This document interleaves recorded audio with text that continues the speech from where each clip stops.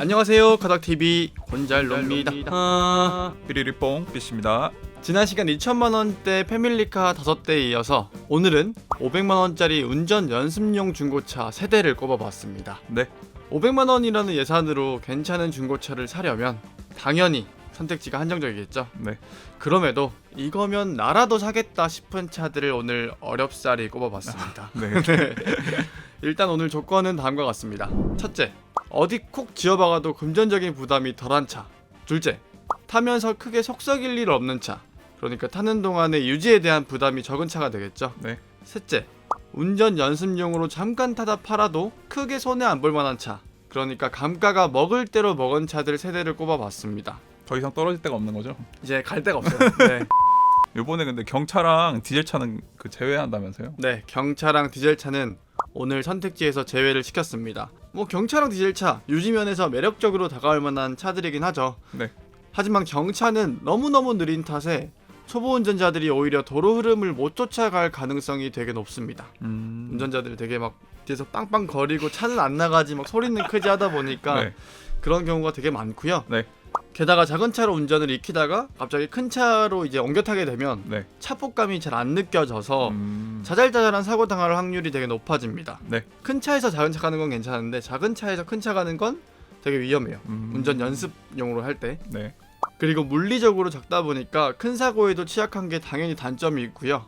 무엇보다 경차로 운전을 배우면 공간 또는 출력에 대한 아쉬움이 크기 때문에 금세 바꿀 가능성이 큽니다. 아, 그렇죠. 이런 이유로 일단 경차는 제외를 했고, 디젤차 뭐 유류비 적게 들긴 하겠죠. 연비가 잘 나오니까. 네. 물론 뭐 요즘 경유값이 비싸긴 하지만요. 네. 다만 500만원이라는 예산으로 보면 주행거리가 많이 쌓인 차들이 대부분입니다. 디젤차는 누적 주행거리가 쌓이면 쌓일수록 관리에 대한 경제적 부담이 크죠. 기름값 아껴서 수리비에 돈 쓴다는 말이 틀린 말이 아닙니다. 괜한 말이 아니에요. 네. 또 오래된 노후 경유차는 운행 제한에 걸릴 수도 있고요. 뭐 이런저런 이유로 여러모로 골치 아픈 일이 많을 거라서 네. 디젤차도 제외를 시켰습니다. 네.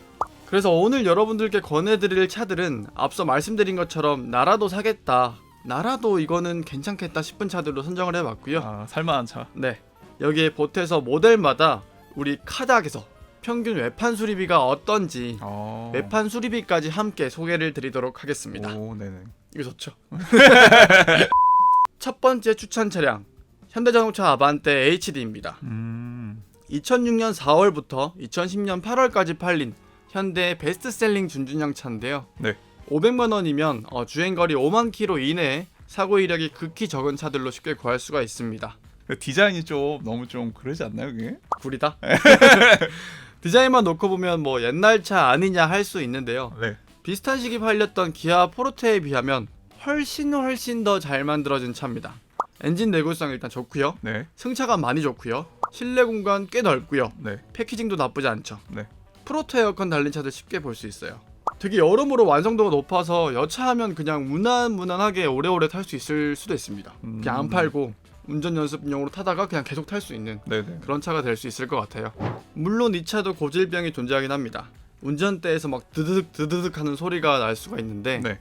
이게 초창기 현대 MDPS 1세대 전자식 파워 스티어링 휠이 달려있거든요. 네. 그때 좀 문제가 있었죠. 그래서 무상 수리를 실시했던 적이 있었고요. 네. 그리고 도어 하단부나 리어 팬더 쪽에 부식 이슈도 있습니다. 그래서 중고차를 살 때 녹이 올라오진 않는지 잘 네. 체크해 보시면 좋을 것 같습니다. 아, 네네. 그럼 이 차 수리비는 어떻게 되나요, 그럼? 네, 아반떼 HD의 카닥 평균 수리비, 일단 범퍼, 팬더, 본넷 이렇게 3가지로 나눠서 봤고요. 실제 카닥 수리 사례들을 바탕으로 계산을 해봤습니다. 우선 범퍼 수리비 한 판당 평균 21만원 21만원 선에서 해결할 수 있고요. 네. 팬더는 약간 더 저렴합니다. 평균 19만원. 네. 그리고 본넷은 평균 25만원이 나왔는데 네. 직접 계산해 보신 건가요? 네, 다 직접 계산했습니다. 대단하십니다. 아무래도 초보 운전자분들이 운전 연습용 차로서 이 차를 보실 거잖아요. 네. 진짜 뭐 처음 운전하실 때 사고 난 적 없으세요? 뭐 혼자 벽에 때려 박는다든지 주차하다가 많이 그렇죠. 긁으시죠. 그런 이슈들이 되게 많은데 네. 뭐 이리쿵 저리쿵 박았다가 한 번에 모아가지고 네. 한 번에 딱 맡기면 20만원이면 끝나는 거예요. 아, 한 번에. 그죠? 확실히 카닥 수리비가 투명하고 네. 또 저렴하게 먹혀들긴 하죠. 물론 크게 박으면 비싸겠지만 네, 일단 평균 수리비는 이렇게 나왔습니다. 네. 다음 차는 뭔가요, 그럼? 다음 차는 덩치를 좀 더 키워보겠습니다. NF 소나타. 아, 2004년 9월부터 2007년 11월까지 팔린 NF 소나타입니다. 네. 일단 아반떼 HD보다 큰 중형차로서 아주 무난한 한국 중형차의 표준 같은 존재입니다. 엄청 많이 팔렸죠. 엄청 많이 팔렸죠. 엄청 네. 많이 팔리고 엄청 무난하고 아직까지도 도로에서 흔히 볼 수 있는 많죠, 아직도. NF 택시도 아직까지 많죠. 500만 원이면 주행거리 8만 킬로 이내에 무사고 매물들을 쉽게 찾아볼 수 있고요. 네. 뭐 사고 이력 좀 있어도 된다, 주행거리 좀 있어도 된다 싶으면 네. 뭐 2,300만 원에서도 아주 쉽게 구할 수가 있습니다. 아무래도 연식이 좀 쌓이고 세대가 많이 바뀌어서 네. 많이 저렴해진 것 같습니다. 네. 일단 이 차의 장점은 뭐 앞서 말씀드린 것처럼 무난한 거, 정말 흠잡을 데가 없는 모델이라고 생각합니다. 네. 실내 일단 널찍하죠. 그리고 운전 시야 정말 좋죠. 운전하기 편하죠. 그리고 이미지도 나쁘지 않죠. 네.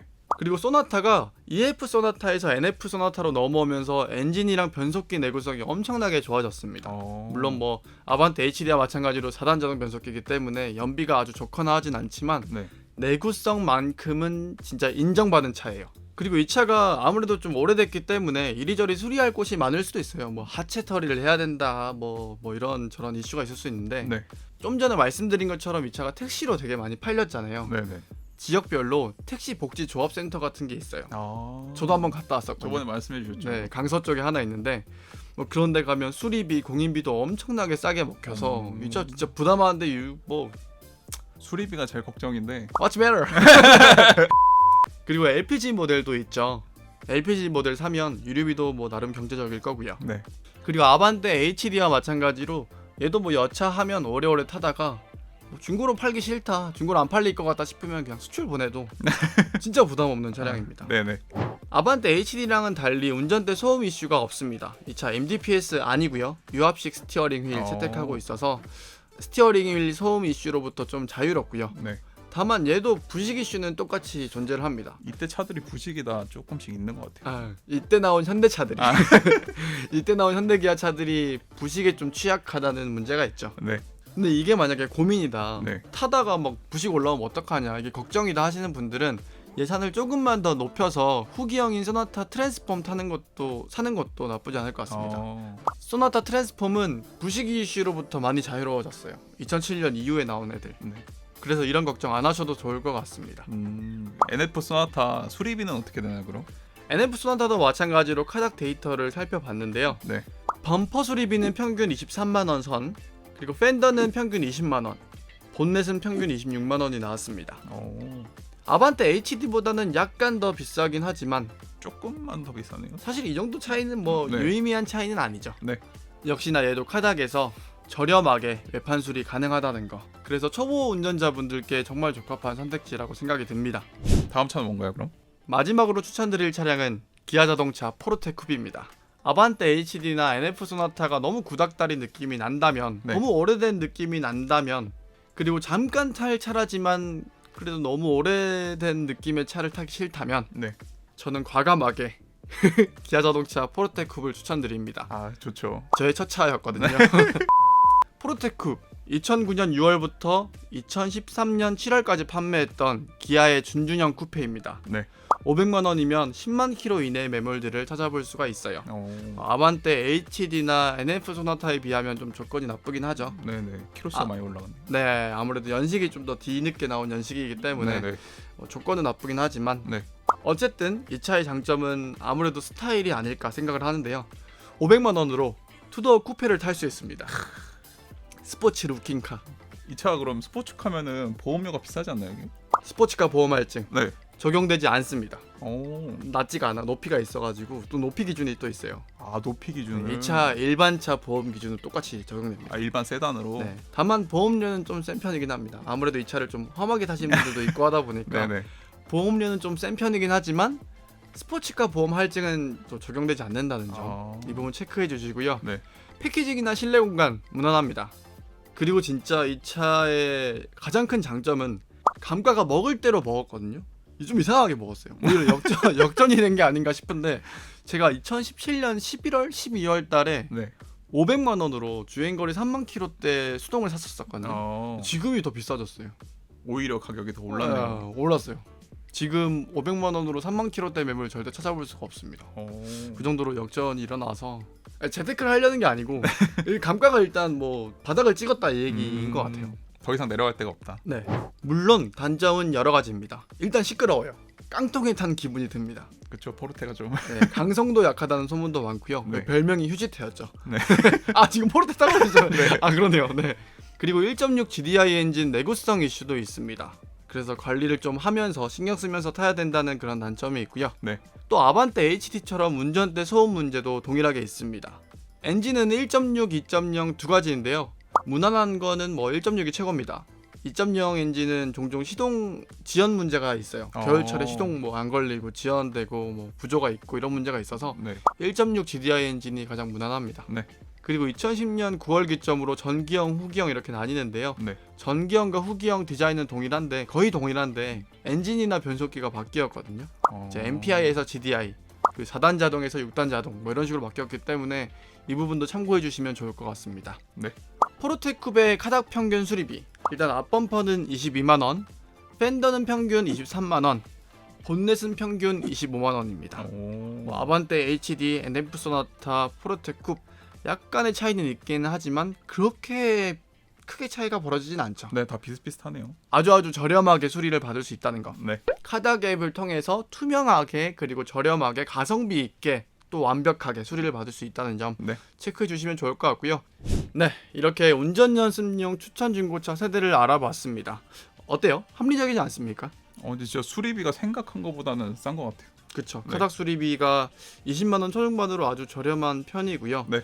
수리비뿐만 아니라 이 차들 자체가 이제 뭐 유지에 대한 부담이 크진 않을 거예요. 공통적으로 부품가 자체도 싸고 엔진오일 가는 것도 되게 쉽게 싸게 갈 수 있고. 네. 뭐 연습하시다가 혹시라도 사고 나시면은 부담 없이 그죠. 크게 부담 없이 네. 그냥 수리 맡길 수 있으니까 네. 초보 운전자분들의 걱정을 상당 부분 덜어줄 수 있는 차들이 아닐까 싶습니다. 네. 마지막으로 저희가 중고차 추천 시리즈를 계속 다루고 있죠. 네. 짬바구니를 통해서 신차뿐만 아니라 용도별로 또는 가격별로 중고차 추천 시리즈도 다루고 있는데요. 네. 정말 많은 분들께서 댓글이나 또는 뭐 인스타그램 DM으로 자동차 구입 관련해서 질문을 주시고 있거든요. 앞으로는 저희 카닥 앱 내에서 게시판에 들어오셔서 문의를 남겨주신다면 갓바정 선생님께서 직접 답변해 드리도록 하겠습니다. 만약에 차 구입 관련해서 질문이 있으시다면 저희 카닥 앱 커뮤니티에 들어오셔서 게시판에 문의를 남겨주세요. 뭐 저도 열심히 옆에서 서포트하면서 여러분들의 카라이프를 돕겠습니다. 게시판 많이 이용해주세요. 예. 알겠습니다. 네, 그럼 오늘 방송은 여기서 또 마치도록 하겠습니다. 네. 다음에 또 봬요. 네. 하나, 둘, 셋. 안녕. 안녕.